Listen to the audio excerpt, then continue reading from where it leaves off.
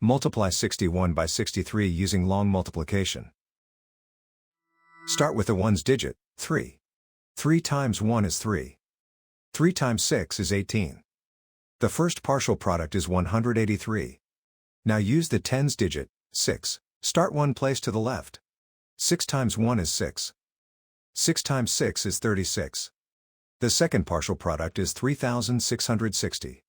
Now add the partial products, working from right to left.